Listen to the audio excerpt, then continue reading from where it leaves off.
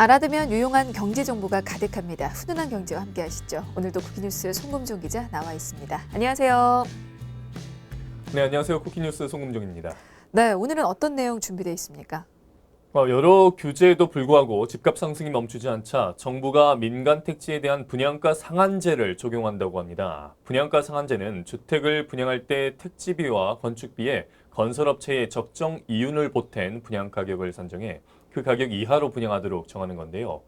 구체적으로 어떤 제도인지 또 도입될 경우 주택시장에 어떤 영향을 미칠지 자세히 살펴보도록 하겠습니다. 네, 정부가 조만간 공공택지뿐만 아니라 민간택지에 짓는 아파트에도 이 분양가 상한제를 도입한다고 하죠. 강남 아파트를 중심으로 부동산 시장이 또 불안 조짐을 보이니까 이게 또 추가 대책의 하나로 분양가 상한제 카드를 꺼내 든 것으로 해석이 되는데요. 좀 자세히 살펴보고 가겠습니다. 일단은 분양가 상한제라는 게 결국에는 분양가를 억제하는 정책인 거죠? 네, 맞습니다. 분양가를 규제하는 방법은 두 가지가 있는데요. 하나는 고분양가 사업장 선정이고 또 하나가 분양가 상한제입니다. 분양가가 가파르게 상승하고 청약 열기가 뜨거운 지역들은 고분양가 관리 지역으로 선정됩니다. 주택도시보증공사의 고분양가 사업장 기준은 이게 선분양하는 단지에만 적용됩니까?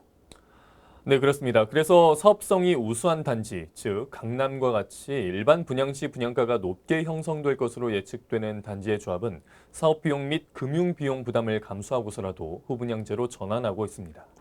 그렇군요. 그래서 민간 택지 분양가 상한제가 시행이 된다면 후 분양제로 전환해서 이 주택도시보증공사의 분양가 규제를 빠져나가려는 노력이 이게 필요 없게 될 것 같습니다.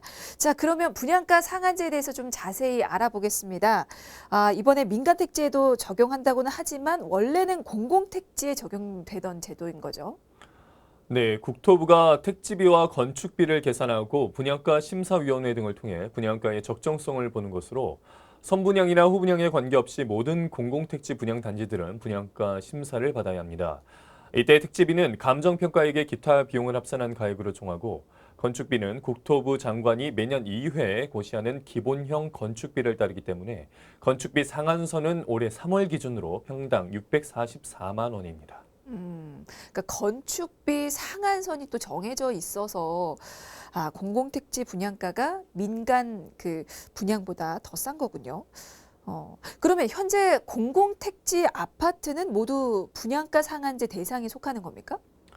네, 그렇습니다. 각 지방자치단체의 분양가 심사위원회가 공공택지 아파트의 분양가 적정성을 심사 승인하고 있는데요. 과거 참여정부 당시에는 민간택지 아파트에도 분양가 상한제가 적용됐지만 주택 공급 위축이나 아파트 품질 저하 등 부작용 탓에 분양가 상한제 민간택지 적용 요건이 강화됐고요. 2014년 이후로는 민간택지 아파트의 분양가 상한제가 적용된 사례는 없습니다. 그런데 5년 만에 또 부활을 앞두고 있는 거군요. 그러면 분양가 상한제가 실시되기 위해서는 또 따로 충족돼야 하는 조건이 있는 거죠? 네. 세 가지 요건 중 하나를 만족해야 합니다. 첫째, 최근 12개월간 해당 지역의 분양가 상승률이 물가 상승률의 2배 또는 최근 3개월간 매매 가격 상승률이 10% 이상인 지역이어야 합니다. 또는 3개월간 주택 매매 거래량이 전년 동기 대비 200% 이상 상승한 지역이거나 평균 청약 경쟁률이 5대 1 또는 10대 1을 초과한 지역입니다. 뭐 방금 얘기를 들은 그런 요건들이 충족되지 않아도 분양가 상한제 시행이 가능합니까? 네, 가능합니다. 주택법에 따르면 지역 주택 시장 여건 등을 고려해 주택가격 급등할 우려만 있다면 국토부 장관이 주거정책심의위원회를 거쳐 분양가 상한제 적용 지역을 지정할 수 있습니다. 즉 우려만 있다면 국토교통부 자체적으로 언제든지 시행할 수 있는 정책이라는 건데요. 참고로 입주자 모집 공고 이전이라면 자동으로 소급 적용되기 때문에 후분양으로 돌아선 단지들도 안심할 수 없습니다. 네. 자, 그러면 이제 본격적으로 상한제 적용 대상과 시기도 좀 파헤쳐 보겠습니다. 일단은 언제쯤 시행될 것으로 예상이 됩니까? 주택법 시행령 개정안은 40일간의 예고 기간과 법제처 심사, 규제 심사, 국무회의 의결이 필요하기 때문에 이르면 10월쯤 공포될 것으로 전망되고 있습니다. 공포와 별개로 상한제 적용 대상과 시기는 법안에 담기게 됩니다. 네, 뭐 상한제 적용 대상이라든지 아니면 시행 시점에 따라서 시장에 미치는 파급 효과가 또 상당할 것 같은데요. 자, 적용 지역은 어떻게 예상이 되나요? 민간택지 분양가 상한제는 과거처럼 전국 단위로 광범위하게 시행되지 않고 서울 강남권 등 고분양가나 시장 과열 우려가 큰 지역 위주로 적용 범위를 한정하는 방안인 것으로 현재 알려져 있습니다. 현재 작동이 불가능한 상한제 적용 기준을 현실화해 집값과 청약 과열이 우려되는 곳에서만 상한제가 시행되도록 하겠다는 것입니다. 아, 이게 전국 단위로 시행되는 게 아니었습니다.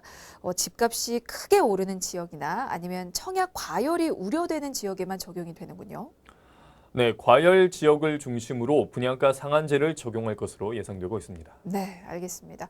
자, 그리고 앞서 알아봤지만 현재 민간 택지에서 이 상한제가 적용하려면 최근 석 달간 주택 가격 상승률이 물가 상승률의 2배를 초과해야 하는데 그 부분도 기준이 달라질 수 있습니까? 네, 정부는 그 기준을 물가 상승률 또는 물가 상승률보다 약간 높은 정도로 낮추는 방안을 검토하고 있는 것으로 알려졌습니다. 이와 함께 추가로 충족해야 할 최근 1년간 분양가 상승률이나 청약 경쟁률, 주택 거래량 등 기준도 일부 완화해 적용 대상을 확대할 것으로 전해지고 있습니다. 그런 요건이 충족이 다 된다고 하더라도 무조건 또 상한제 대상이 되는 건 아니라고 하더라고요. 네, 국토교통부는 정부 관계자와 외부 전문가로 구성된 주거정책심의위원회를 통해 판단을 함께 고려해 상한제 대상 지역을 선별하게 됩니다. 네. 자, 그렇다면 어느 지역이 이 분양가 상한제 대상 지역으로 거론이 되고 있는지도 살펴보겠습니다. 아, 전국 단위로 시행되지는 않을 것으로 예상이 되는 만큼 유력하게 거론되고 있는 지역이 따로 있을 것 같은데요. 어디입니까? 부동산 업계는 현재 집값과 분양가가 높으면서 주택도시보증공사의 분양가 규제를 피해 후분양을 검토하고 있는 서울 강남 4구와 과천시, 마포, 용산, 성동, 동작구 등 일부 재개발 활성화 지역 등이 상한제 대상 지역에 편입되는 것이 아니냐는 관측이 나오고 있고요. 지방에서는 최근 집값과 분양가가 가파르게 오르고 있는 대전시나 자발적으로 분양가 상한제 또는 고분양가 관리 지역 지정을 적극 건의하고 있는 광주광역시 등이 후보군으로 분류되고 있습니다. 네, 뭐 여러 가지 대책을 내놨음에도 불구하고 잡히지 않는 집값 안정화를 위해서 정부가 이렇게 분양가 상한제라는 강력한 카드를 꺼내 들었는데요. 근데 이제 분양가 상한제 시행으로 인한 어떤 부작용도 좀 우려되는 부분이 있다고 하죠. 네, 부동산 업계에서는 당분간 시세 차익을 거둘 것으로 예상되는 특정 단지에만 청약이 몰리고 나머지 분양 시장은 썰렁해지는 현상이 이어질 것으로 보고 있습니다. 민간 택지 분양가 상한제가 예고된 상황에서는 주택 구매를 연기하는 현상이 나타나게 될 것으로 예상되고 있는데요. 서울 시내 등 입지가 좋은 지역은 청약 경쟁률이 떨어지는 정도로 영향이 끝나겠지만 비인기 지역에서는 미분양이 늘어날 수 있을 것으로 우려되고 있습니다. 네, 결국에는 분양 시장 양극화로 이어질 수 있다는 건데요. 이제 그런 부분을 우려해서 그에 대비해 정부가 또 시세 차익 환수 방안도 준비하고 있다고 합니다. 그 내용도 좀 살펴보고 가겠습니다. 일단 어떤 부분을 통해서 대비하려는 겁니까? 우선 분양권 전매 제한이 대폭 강화될 전망입니다. 현재 투기과열지구 내 민간 택지 분양가 상한제 주택의 전매 제한은 분양가가 주변 시세의 70% 미만이면 4년, 70% 이상이면 3년이 적용되는데 그 기간이 늘어나는 것입니다. 어느 정도로 늘어나게 될지 구체적인 안도 좀 나와 있습니까? 과거 2007년 민간택지 상한제 도입 당시에 수도권 민간택지의 전매 제한 기간은 전용 85제곱미터 이하의 경우 7년, 85제곱미터 초과는 5년이었는데요. 이번에도 그 정도 수준으로 다시 환원될 가능성이 있습니다. 네, 뭐 일단은 분양권 전매 제한을 대폭 강화하는 방안이 논의되고 있고요. 자, 그 외에 또 다른 방안이 논의되고 있다고요? 네, 채권 입찰제 도입 가능성도 제기되고 있습니다. 과거 2007년 분양가 상한제 도입 당시 정부는 과도한 시세 차익을 막기 위해 채권 입찰제를 병행하되 채권이 주변 집값 상승을 부추기지 않도록 채권 매입액 상한액을 시세의 80% 선으로 조정한 적이 있는데요. 그 당시처럼 채권 입찰제를 도입하는 방안도 고려되고 있는 것으로 알려져 있습니다. 네, 채권 입찰제. 이거는 좀 용어가 낯선데 어떤 제도입니까? 네, 채권 입찰제는 1983년 4월 투기과열지구에서 민영주택 시세 차익을 환수하기 위해 처음 시행된 제도입니다. 분양가와 주변 아파트 시세 간 격차가 클 경우에 분양받는 사람에게 국채 등 채권을 사들이게 하고 채권 매입액을 국고로 환수하는 제도입니다. 그러니까 현재는 적용되고 있지는 않지만 과거에 시행이 됐던 제도네요. 네, 90년대 서울시 아파트 동시분양 등에 적용됐다가 1999년 민영주택 분양가 자율화가 시행되면서 폐지됐습니다. 그러다가 2006년 참여정부 시절 분양가 상한제가 도입되면서 85제곱미터 초과주택을 대상으로 다시 실시됐는데요. 당시 채권 매입액과 분양가를 합친 금액을 시세의 90%로 2007년 8월 이후에는 80%로 조절한 한도 안에서 채권 매입액을 많이 써낸 사람을 당첨자로 뽑는 방식으로 적용이 됐습니다. 2013년 5월 그리고 폐지됐습니다. 네, 이게 전매 제한만으로도 집값 안정화에 좀 부족할 것이라는 그런 예상이 나왔기 때문에 채권 입찰 제도도 논의가 되고 있는 거겠죠? 네, 전문가들은 현재도 청약 가점을 높이기 위해서 입양, 위장 이혼, 위장 전입 등 각종 불법과 편법 행동이 끊이지 않고 있기 때문에 전매 제한만으로는 어렵다는 입장을 보이고 있습니다. 그래서 채권 입찰제를 시행하되 채권 상한액을 적정선으로 낮추는 방안, 금액대별로 채권액을 차등 적용하는 방안 등이 현재 나올 가능성도 배제할 수 없다고 예상하고 있습니다. 네, 뭐 아직 뭐라고 장담할 수는 없지만 여러 가지 부작용에 대한 우려가 나와 있고요. 그리고 그에 대비한 대비책도 논의가 되고 있는데 사실 이게 집값 잡는데도 도움이 될지도 좀 궁금합니다. 이게 분양가 상한제가 도입이 되면 주택시장 안정화에 도움이 될 거라는 그런 예상이 나와 있습니까? 네, 있습니다. 국토연구원은 서울 지역 민간 택지의 분양가 상한제가 시행될 경우 연간 주택 매매 가격이 1.1%포인트 하락하는 효과가 있을 것이라고 밝혔는데요.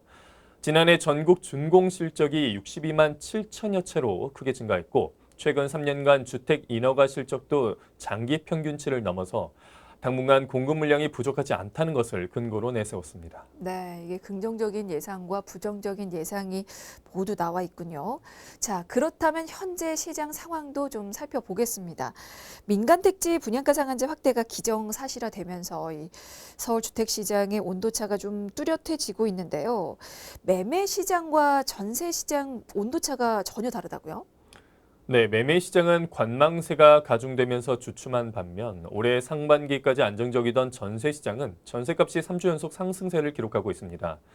주택시장에서 분양가 상한제 확대로 집값이 더 낮아진다는 기대 심리가 작용하면서 당장 매매 대신 전세로 대기하려는 실수요자가 늘고 있다는 분석입니다. 네, 상황을 좀 더 자세히 들여다볼까요? 서울 아파트 전세값이 오름세를 보이고 있습니까? 네, 한국감정원에 따르면 7월 셋째 주 서울 아파트 전세값은 0.02% 상승해 3주 연속 올랐습니다.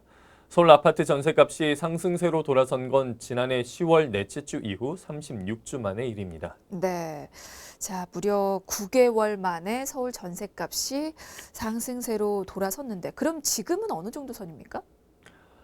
네, 실제 서울 서초구 반포동 전용 면적 84제곱미터 아파트 전세값은 지난 5월 12억 원 5천만 원에서 13억 원이 됐습니다. 그런데 7월 마지막 주는 13억 5천만 원에서 14억 원으로 5천만 원에서 1억 원가량 올랐습니다. 반면에 송파구 가락동의 전용 면적 49제곱미터 아파트 전세값도 6월에는 5억 1천만 원에서 5억 5천만 원이었지만 7월 들어 6억 5천만 원에서 6억 6천만 원으로 거래되며 약 1억 5천만 원 상승했습니다. 네. 지금 얘기를 들은 건 전세값이고요. 그럼 매매 상황은 어떻습니까? 네, 올해 상반기 주택 매매는 지난해 대비 절반 이상 줄었습니다. 국토교통부에 따르면 상반기 서울 주택 매매 거래량은 총 4만 216건으로 지난해 동기 대비 56% 감소했습니다. 네. 뭐 분양가 상한제 도입으로 이 무주택자들의 청약 기회가 많아지면서 매매를 포기하고 또 전세를 연장하는 수요가 증가했다고 하는데요. 뭐 그렇게 볼 수가 있겠습니까? 네, 시세 차익에 대한 기대감이 주택시장에 반영되고 있는 것입니다. 그래서 일각에서는 전세 대란이 재현될 수 있다는 지적이 나오고 있는데요. 서울 대규모 신규 입주 물량이 대부분 소진됐고 분양가 상한제 확대로 청약 당첨이 곧 복권 당첨이라는 기대 심리가 점점 커지고 있어서 내 집 마련을 미루고 전세를 연장하는 수요가 늘어날 가능성이 적지 않습니다. 여기에 금리가 계속 낮아지면 집주인들이 전세를 월세로 돌리면서 전세 물량이 줄어들 수도 있습니다. 네, 알겠습니다. 자, 오늘은 민간 택지에도 곧 도입될 분양가 상한제에 대해서 살펴봤고요. 자, 훈훈한 경제 오늘은 여기서 마무리 짓겠습니다. 지금까지 국기뉴스 송금정 기자였습니다. 고맙습니다. 고맙습니다.